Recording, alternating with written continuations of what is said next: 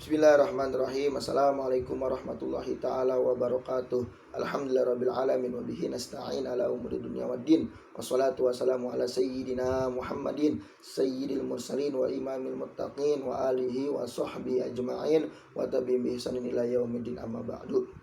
Anak-anakku, siswa-siswa SMP Global Prima Islamic School kelas 7, kelas 8 peserta sanlat Ramadan 1441 Hijriah yang bertepatan pada bulan Mei 2020 Masehi, yang semoga Allah Subhanahu wa taala memberikan kalian sehat walafiat dan juga memberikan kalian semangat gairah dalam mencari ilmu, menuntut ilmu dari rumah masing-masing.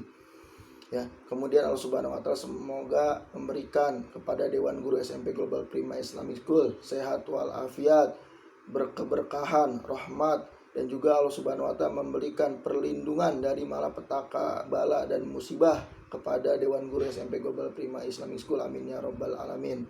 Anak-anakku sekalian, bahwasanya pada hari ini adalah jadwal sanlat Ramadan yang sudah di-share oleh walas kalian, dan materi untuk hari ini adalah fikih puasa. Ya, mungkin kita telah melaksanakan puasa sejak kecil, dari umur 5 tahun, 6 tahun, atau bahkan kalian sudah baru melaksanakan puasa pada SMP ini, ya. Tapi Bapak yakin kalian sekarang dalam keadaan berpuasa, yang laki-laki khususnya, ya. Yang perempuan mungkin ada yang tidak berpuasa karena ada halangan atau uzur tertentu, ya, yang dibenarkan oleh syariat Islam. Puasa, apa sih puasa? Apa itu pengertian puasa? Apa itu definisi puasa? Puasa menurut bahasa adalah al-imsaku, menahan, al-kafu adalah mencegah diri dari sesuatu, itu menurut bahasa. Sedangkan menurut syara atau menurut syariat Islam adalah menahan diri dari segala sesuatu atau perkara yang membatalkan dimulai atau bermula dari terbit fajar atau subuh hingga terbenamnya matahari atau waktu maghrib, dengan niat dan syarat-syarat tertentu atau syarat-syarat khusus, itu menurut syariat Islam, ya. Puasa sendiri menurut sejarah itu difardukannya atau diwajibkannya oleh Allah Subhanahu wa taala pada tahun kedua Hijriah di awal bulan Sya'ban. Ya, kemudian Ramadan secara menurut bahasa artinya adalah waktu yang sangat panas. Jadi wajar kalau bulan Ramadan ini kalian merasa panas, gerah, beringsang, haredang, karena memang artinya adalah waktu yang sangat panas. Jadi sangat wajar, ya, begitu. Dan bulan Ramadan ini adalah bulan ke-9 daripada bulan Hijriah, bulan umat Islam, ya, yaitu Muharram, Safar, Rabiul Awal, Rabiul Akhir, Jumadil Awal, Jumadil Akhir, Rajab, Sya'ban, Ramadan ke-9, Syawal, Zulqa'dah, Zulhijjah. Itu wajib kalian hafal. Jangan hanya hafal bulan-bulan Masehi seperti Januari, Februari, Maret dan lain sebagainya, ya. Hukum puasa Ramadan itu adalah fardu ain. Apa itu fardu ain? Wajib bagi setiap individu, tidak bisa diwakilkan oleh orang lain, tidak bisa diwakilkan oleh keluarga, oleh orang tua atau adik, kakak dan lain sebagainya. Tidak boleh, harus diamalkan, dilaksanakan secara pribadi, ya. Tidak boleh diwakilkan. Itu adalah hukum puasa. Apa sih dalilnya puasa? Ya, itu sering kalian dengar di surat Al-Baqarah ayat 183, a'udzubillahi minasyaitonirrajim, ya ayyuhalladzina amanu kutiba alaikumussyam kama kutiba alal ladzina min qablikum la'allakum tattaqun, yang artinya, hai orang-orang yang beriman, diwajibkan atas kamu berpuasa, ya, sebagaimana diwajibkan atas orang-orang sebelum kalian agar kamu bertakwa. Jadi hakikatnya puasa itu agar kita bertakwa kepada Allah Subhanahu wa taala.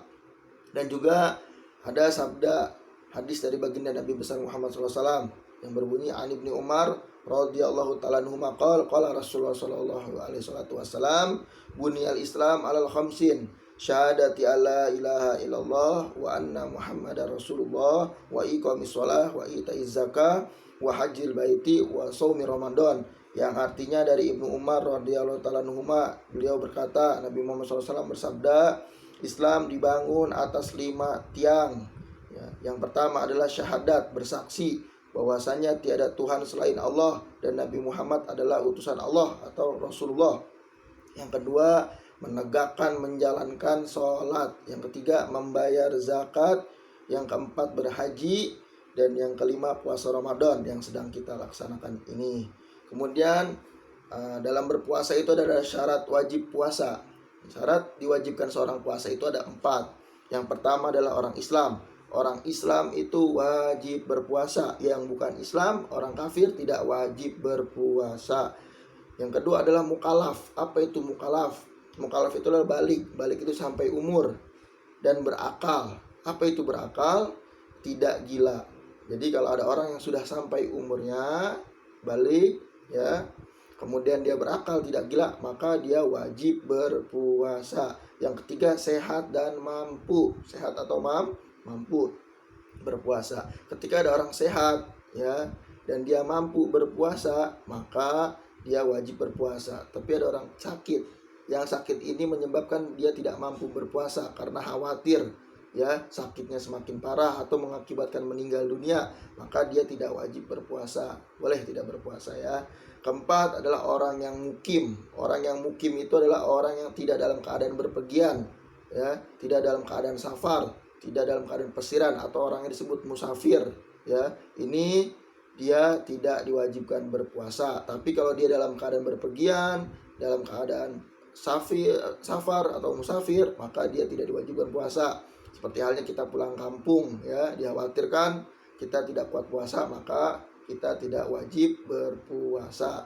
Tapi kalau kita tidak berpergian, di rumah saja, maka wajib berpuasa. Ada namanya syarat sahnya puasa. Syarat sahnya puasa juga ada 4. Yang pertama, Islam. Orang Islam itu sah puasanya, ya. Ketika ada orang bukan Islam, orang kafir, dia berpuasa ikut-ikutan seperti puasa kita, maka dia tidak sah puasanya menurut orang Islam. Kalau dia mau sah, maka dia masuk Islam dulu. Kemudian orang yang berakal, tidak gila, ya. Ada orang gila ikut-ikutan puasa seperti kita, sahur ikut sahur, buka ikut buka, siang tidak makan, ya, maka tidak sah puasanya kalau orang gila. Tapi orang yang berakal, orang yang tidak gila itu sah puasanya. Yang ketiga, untuk perempuan suci dari haid dan nifas. Ketika ada perempuan dia suci dari haid dan nifas, maka sah puasanya. Tapi ketika dia dalam keadaan haid dan nifas, maka tidak sah puasanya, ya. Dia haram berpuasa, ya. Keempat adalah mengetahui waktu diperbolehkannya berpuasa. Apa sih maksudnya? Yaitu dia tahu kapan boleh berpuasa dan kapan boleh tidak berpuasa. Karena ada hari-hari yang tidak boleh berpuasa, seperti hari Id, itu tidak boleh berpuasa, haram berpuasa.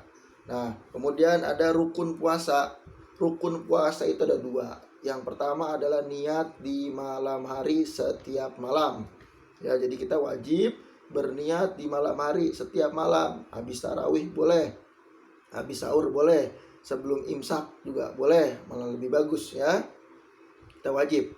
Apa niatnya? Nawaitu shoma godin ana adai fardhu syahri Ramadan hazihi sana lillahi ta'ala. Saya niat puasa pada pagi hari di bulan Ramadan tahun ini fardu karena Allah Ta'ala. Wajib diniatkan setiap malam, ya. Yang kedua adalah menahan diri dari semua perkara yang membatalkan puasa. Nah, kita wajib nih menahan diri dari yang membatalkan puasa. Itu adalah rukun puasa. Nah, kemudian ada perkara yang membatalkan puasa. Perkara yang membatalkan puasa itu ada 6. 1, murtad. Nauzubillah min dzalik, jangan sampai nih, ya, anak cucu kita, keluarga kita, ya, ada yang murtad. Nauzubillah, jangan sampai. Apa itu murtad? Murtad itu keluar dari agama Islam. Ya, kalau ada orang dia keluar dari agama Islam, ya, maka otomatis puasanya pun batal. Yang kedua adalah ini perempuan haid, nifas, dan melahirkan. Ya, ketika ada perempuan, entah dia itu haid, nifas maupun melahirkan, maka otomatis puasanya batal. Tidak boleh meneruskan puasa, haram. Maka harus wajib membatalkan puasanya, ya. Kemudian yang ketiga adalah gila, meskipun sebentar. Ada orang sedang berpuasa, kemudian dia gila, walaupun sebentar, maka otomatis puasanya pun batal. Yang keempat, pingsan atau ayan. Jika seharian penuh ada orang pingsan dari habis sahur, bangun baru sadar lagi pas buka, maka dia dihitungi pingsan seharian, maka puasanya batal ya. Nah, kalian jangan tidur tuh dari habis subuh, jangan tidur terus sampai buka, jangan, takut dianggap pingsan, maka puasa batal ya. Yang kelima adalah bersetubuh ya. Bersetubuh ini khusus yang sudah bersuami istri, yang sudah nikah. Ketika dia bersetubuh maka puasanya batal. Kemudian yang keenam yang terakhir itu masuknya sesuatu ke lubang hidung ya, ke rongga mulut ya, ke rongga mulut, kemudian ke telinga serta ke kemaluan ya. Contoh, ada yang masuk air ke hidung, kalau lagi wudhu tuh kalian nyedot hidung, batal. Ke kuping kalian masukin apa sesuatu ya, batal. Ke tenggorokan ya, ke mulut masuk ke tenggorokan, batal. Pak, kok kalau hidung sama telinga kok dihitung? Kenapa? Karena hidung, telinga, tenggorokan itu satu saluran, makanya ada spesialis THT. Tidak, maka apapun yang masuk ke situ kecuali udara batal. Nah, kemudian di lubang kemaluan contohnya gimana? Ya, contoh kalian misalnya berendam di siang hari di bulan Ramadan, karena panas kalian berendam nih ya, di bak, di bathtub kalian berendam, kemudian kalian buang angin ya. Karena kalian buang angin, itu angin keluar maka air masuk. Nah, otomatis puasa kalian batal. Maka dari itu cermati yang membatalkan puasa apa saja, biar kalian puasanya itu benar ya, tidak batal. Makanya itu saja dari Bapak yang Bapak sampaikan, semoga bermanfaat untuk kalian semua ya. Jangan lupa kalian simpulkan yang Bapak sampaikan ini, kemudian kalian absen di kolom komentar dengan nama lengkap dan kelas masing-masing ya. Tetap semangat, jangan dikasih kendor, tetap belajar di rumah, sanlat dari rumah ya. Semoga juga Allah Subhanahu wa taala menjaga kita daripada malapetaka musibah yang sedang melanda dunia ini, amin ya rabbal alamin. Terima kasih. Wabillahi taufiq wal hidayah. Wassalamualaikum warahmatullahi taala wabarakatuh.